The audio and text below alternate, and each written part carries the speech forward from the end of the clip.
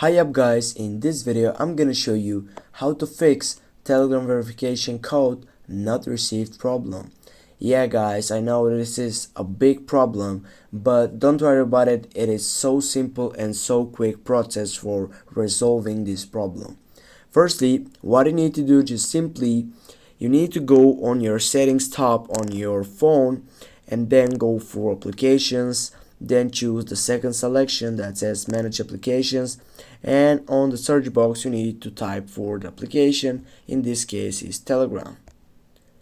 When you find out the application, just click on it and go for permissions.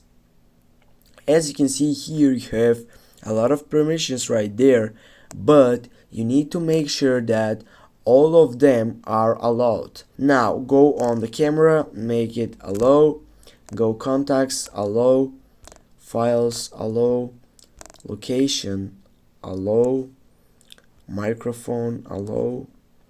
Then you go for call logs, and here, as you can see, here it is, one of the main things that could happen to you if you have this problem. You need to go for allow, get back, then you need to go for phone. Also, here it is, also another main problem for this problematic section. Go another alone, get back, and now guys, we are done. Thanks for watching.